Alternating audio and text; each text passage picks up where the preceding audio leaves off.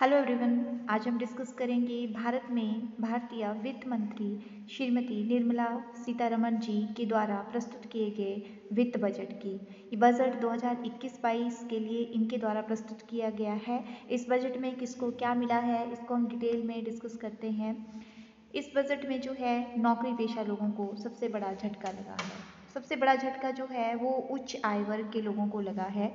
उनके लिए बोला गया है कि उनका जो पीएफ कटता था, जब पीएफ जो है वो 2.5 हो जाएगा जिसका ईयरली, उसको जो है वो टैक्स देना पड़ेगा।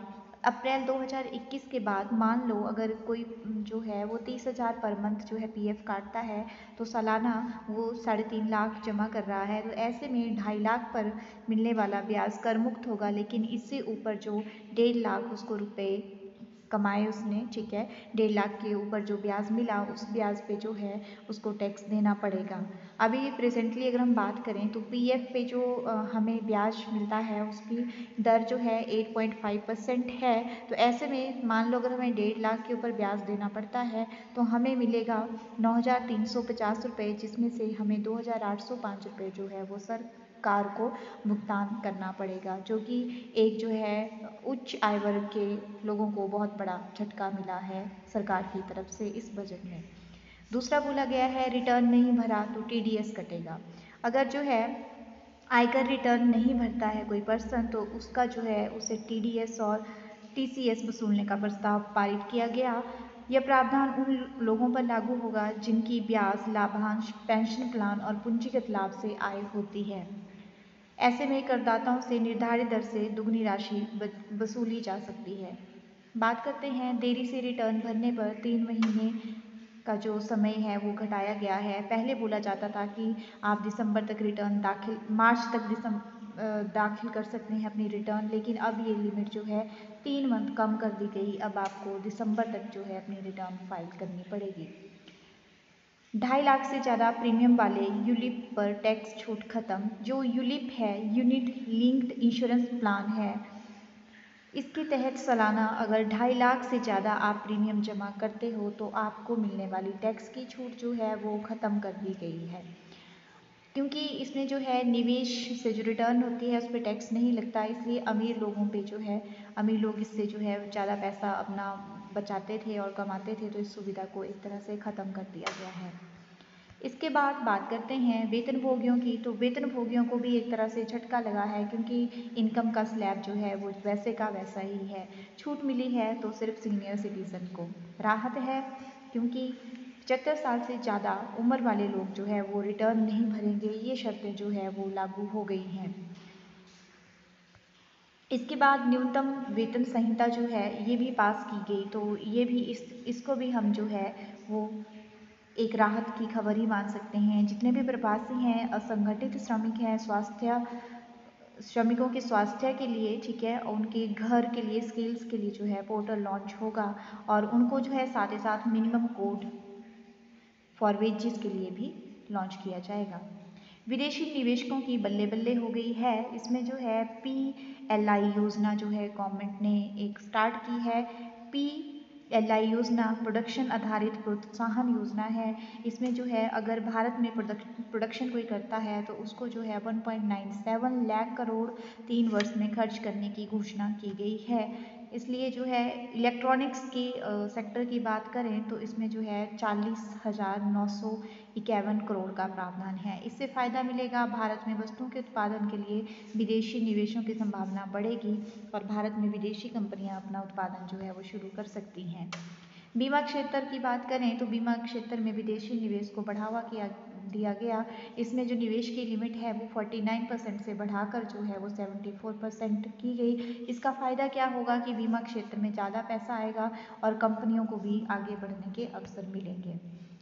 भारत में भी कंपनीज का ध्यान रखा गया है इस बजट में, और आयात की शुल्कें जो है वो नई निर्धारित की गई हैं। सेब की बात करें तो 15% है। अल्कोहलिक पे जो पेय पदार्थ होते हैं उनके लिए 50% है। कोयला, इग्नाइट एवं पीट की बात करें तो 15% है। यूरिया की बात करें तो यूरिया में जो है वो 1% है। अमोनिक नाइट्रेट की बात करें तो 0 है। उसके बाद जो है इस तरह से सोना और चांदी में 7.5% है। मटर काबुली चना में जो है 10% है, ठीक है। प्लेटिनम की बात करें तो 10% है। इस तरह से ये दरें जो है यहाँ पे शो की गई हैं, आप इनको देख सकते हो। लाभांश देने पर भी अग्रिम कर, इसमें जो है बोला गया है कि पिछले बजट में सरकार ने लाभांश वितरण कर जो है वो कंपनियों से हटाकर निवेशकों पर डाल दिया था। अब जो है निवेशक को अपने टैक्स स्लैब के अनुसार कर का भुगतान करना पड़ेगा। ऐसे लाभांश पर अग्रिम कर के भुगतान की छूट भी मिलेगी। रियल एस्टेट बुनियादी ढांचा निवेश ट्रस्ट को इससे जो है वो लाभांश पर भुगतान करने में कटौती से छूट दी गई है। डिजिटल लेन देन ऑडिट सीमा बढ़ी, अगर आप डिजिटल वे से जो है वो लेन देन करते हो तो टैक्स ऑडिट की सीमा को 5 करोड़ से बढ़ा के जो है आपके टर्नओवर 10 करोड़ तक का प्रस्ताव इसमें पारित किया गया है। ये उनके लिए है जो कंपनियां अपनी डिजिटल माध्यम से लेन देन करती हैं और जो कंपनियां कुल लेन देन का 90% जो है वो भुगतान या लेना देना जो है वो अगर डिजिटल माध्यम से करती है तो उनके लिए ऑडिट सीमा में छूट मिलेगी। रिटर्न भरना अब आसान हो गया क्योंकि आपकी रिटर्न फॉर्म में जो इंफॉर्मेशन होती थी, ठीक है, वो अब ऑलरेडी जो है वहाँ पे भरी हुई आती थी। तो इससे क्या है कि आपका जो फॉर्म का नाम, पता, सैलरी पर लगा टैक्स, शादी का भुगतान जानकारियाँ पहले से ही भरी हुई जो आपने भर दी हैं वो अब फिर से भरी हुई आएंगी, तो आपको ज़्यादा दिक्कत नहीं होएगी। अब ITR के फॉर्म में लिस्टेड सिक्योरिटीज से हुए कैपिटल गेंस की जानकारी जो है वो डिविडेंड इनकम की जानकारी और पोस्ट ऑफिस से मिले ब्याज की जानकारी भी पहले से भरी हुई मिलेगी। तो इससे जो है हमारा जो टैक्स का फॉर्म भरना है वो हमारे लिए इजी हो जाएगा। बात करते हैं 3 साल से टैक्स स्लैब मामले दोबारा खुलेंगे। 3 साल के टैक्स जो मामले हैं, ठीक है, जो भी अटके हुए हैं वो फिर से खुलेंगे। पहले जो है विद इन 6 ईयर में इन मामलों को सुलझाना होता था, लेकिन अब जो है इसके लिए जो सीमा है वो घटाकर जो है वो 3 साल कर दी गई है। बात करते हैं वित्त विकास संस्थान की, तो 27,000 करोड़ और कानून का हाथ, सरकार ने वित्त विकास संस्थान बनाने की घोषणा की है और प्रबंधन पेशेवरों का इसमें हाथ होगा। कानूनी प्रावधानों से संचालित होंगे और इस पे जो है इसके लिए 27,000 करोड़ रुपए की राशि जो है वो प्रोवाइड करवाई जाएगी। फायदा होगा, इससे बुनियादी योजनाओं को फंड मिलेगा। विनिवेश की अगर बात करें तो रणनीतिक बिक्री पूरा करने का लक्ष्य रखा गया है। 2020-21 में जो है अगर हम इसकी बात करते हैं तो इस लक्ष्य को पूरा किया जाएगा और इसका जो फ़ायदा रहेगा वो रहेगा NPA से जूझ रहे सरकारी बैंकों की स्थिति में सुधार आएगा। विनिवेश करना मीन्स हम इन्वेस्टमेंट की है उसको पुल कर लेंगे, खींच लेंगे, तो जो ऑर्गेनाइजेशन अच्छे से वर्क नहीं कर रहे हैं उनसे विनिवेश करेगी सरकार। ऊर्जा, एक से अधिक कंपनियों की बिजली चुन सकेंगे ग्राहक, जरूरी नहीं है कि कंपनी की बिजली चुन सकेंगे। अब जो है इससे कंपनियों को फ़ायदा होगा और जो इलेक्ट्रिसिटी वाली कंपनी है उनमें जो प्रतिस्पर्धा है वो बढ़ेगी। वाहन कबाड़ नीति आई, ठीक है, इसमें क्या है कि ऑटो सेक्टर में 20 साल से अधिक पुराने और निजी और 15 साल से पुराने व्यावसायिक वाहनों को अनिवार्य फिटनेस टेस्ट में पास न होने पर कबाड़ घोषित करने की बात कही है। इससे जो है ऑटोमोबाइल सेक्टर में एक पुश आएगा क्योंकि अब जो है वहाँ वाहनों की मांग बढ़ेगी क्योंकि पुराने वाहन जो है वो खराब घोषित किए जाएंगे। विवादों का समाधान तेज होगा और MSME को राहत मिलेगी। इससे फ़ायदा होगा, जो मुकदमों का समाधान है उससे तेजी से जो है उनका सॉल्यूशन किया जाएगा। 1 करोड़ और लोगों को उज्ज्वला योजना की बात की गई, तो इससे क्या होगा कि सरकार जो है वो और ज़्यादा घरों में सस्ता व स्वच्छ ईंधन पहुंचाने के लक्ष्य को प्राप्त करेगी। चीन से आयातित माल पर जो है वो रियायतें वापस ले ली गई हैं। उसके बाद बिजली गैस निजीकरण पर जो है वो जोर दिया जाएगा इस बजट में।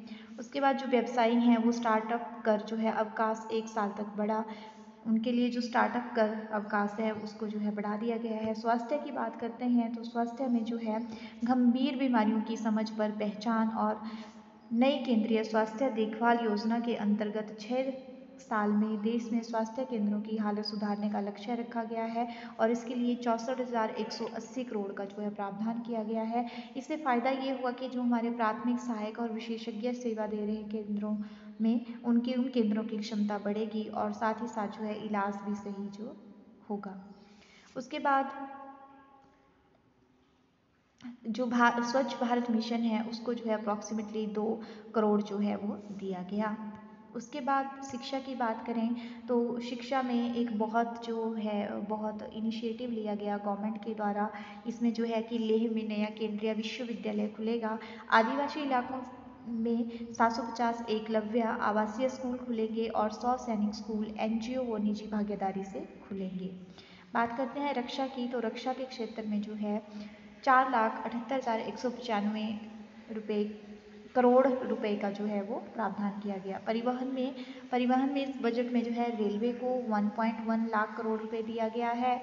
और उसके बाद बात करते हैं सड़क परिवहन की, तो इसमें जो है सड़क परिवहन को 1,18,101 करोड़ रुपए का अतिरिक्त प्रावधान किया गया है। साथ ही साथ सार्वजनिक बस परिवहन सेवाओं की वृद्धि के लिए 18,000 करोड़ रुपए की नई नीति जो है वो लॉन्च होगी। आम आदमी के लिए क्या सस्ता हुआ, क्या महंगा हुआ, उससे पहले अगर बात करें तो one nation one ration card सभी स्टेट में लागू हो जाएगा। जो चीज़ें महंगी हुई आम आदमी के लिए वो हैं इम्पोर्टेड कपड़े, mobile phone charger, adopter, LED light, शराब, ऑटो पार्ट्स, कपास, कच्चा रेशम, झींगे, मछलियों का चारा, चावल का तेल, निकला भूसा, ठीक है, पॉलीकार्बोनेट, जूते, तैयार चमड़ा, रतन, पॉलिश किए गए पत्थर, धातु के नट बोल्ट, इलेक्ट्रॉनिक उपकरण, एसी, फ्रिज, कंप्रेशर, विशेष इंसुलेटेड वायर और सोलर लैंप इन्वर्टर। जो चीज़ें सस्ती हुई वो है सोना, चांदी, प्लेटिनम, स्टील के बर्तन, नायलॉन चिप्स, गैर मिश्रित स्टील के उत्पाद, पॉलिस्टर के कपड़े, ड्राईक्लीन उत्पाद, पेंट उत्पाद, तांबे का सामान, कृषि उपकरण, प्लेटिनियम, रक्षा मंत्रालय द्वारा बनाए जा रहे वायुयानों की पार्ट्स व इंजन, मूल्यवान धातुओं व लोहे की स्टील का स्क्रैप जो है वो सस्ता हो गया है। कृषि की बात करें तो कृषि का जो बजट है, कृषि के लिए बजट दिया गया है 1,48,301 करोड़ का, और कर्ज का लक्ष्य 10% से बढ़ाकर जो है 16.5 लाख करोड़ रुपए कर दिया गया है। ई नाम से जो है 1,000 और मंडियां खुलेंगी। कृषि को मजबूती के लिए जो है उपकर दिया गया है और ये जो है 2 फरवरी से लागू हो जाएगा। उपकर की अगर बात करें तो कृषि के सेक्टर में जैसे कि ये तो जो नहीं आएंगे तो ये कच्चा सोयाबीन, सूरजमुखी तेल, तो ये डिफरेंट रेट्स बताए गए हैं। सेब हो गया, मसूर, काबुली चना, मटर, चना, ठीक है, तो ये रेट्स दिए गए उपकर के लिए। सरकार कहाँ से पैसा कमाएगी और कहाँ लगाएगी, अगर इसकी बात की जाए तो सरकार के पास पैसा कहाँ से आता है ये बताया गया है। इसमें पैसे जो है राजस्व से 6%, ठीक है, जैसे कि हम 100 मान के चलें कि हमारे पास जो है ये 100 रुपये है, तो ये कहाँ कहाँ से जो है वो पैसा आता है। सीमा शुल्क से 3 पैसे, आयकर से 14 और पैसे निगम कर से आते हैं 13, 36 पैसे जो है उधार एवं अन्य देवताओं से आते हैं। उसके बाद बात करते हैं ऋण से 5 आते हैं। तो इस वे से जो है पैसा इकट्ठा करती है सरकार। अब ये पैसा जाता कहाँ है, तो ये पैसा जो है 5 पैसे जाएंगे पेंशन में, 16 जाएंगे करों और शुल्क जो सरकार पे करती है, 10 जाएंगे वित्त और नियंत्रण में, 9 जाएंगे आर्थिक सहायता में, 8 जाएंगे डिफेंस में और 20 जो हैं वो ब्याज अदायगी में जाएंगे और 13 जो हैं वो केंद्रीय क्षेत्र की योजनाओं में जाएंगे और 9 जो हैं वो प्रायोजित योजनाओं में जाते हैं। अन्य की अगर बात करें तो अन्य बातें इस बजट में यही दी गई है कि इस बजट में टोटली जो है 34,83,236 करोड़ का जो है वो बजट है ये। और इसमें अगर हम बात करें तो पिछले बजट का अनुमान जो था वो 30.42 लाख का था, ठीक है, जो इससे ये अधिक है। इसमें नई नीति लाई गई है, सड़कों पर जो है वो पुराने वाहन नहीं चलेंगे और जिससे जो है ऑटो क्षेत्र को बढ़ावा मिलेगा। पहली बार जो है ये बजट डिजिटल वे में प्रेजेंट हुआ है। दूसरा जो है निर्मला सीतारमण जी ने इस बार फिर से जो है वो लाल कपड़े में इस बजट को लिपेट के रखा हुआ था जब इसको प्रस्तुत किया। इसके ऊपर जो है प्रतिक्रिया हुई है बजट के ऊपर, तो मायावती जी जो बसपा अध्यक्ष हैं उन्होंने इसके लिए बोला है कि हर चीज़ बेचने लगी है सरकार।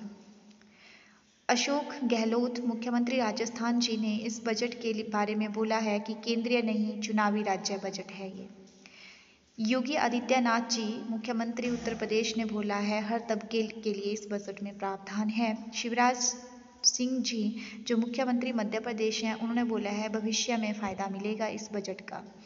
उसके बाद अगर हम हिमाचल प्रदेश की बात करें तो प्रदेश भाजपा अध्यक्ष सुरेश कश्यप ने इस बजट के लिए बोला है कि सर्व वर्ग हितकारी है।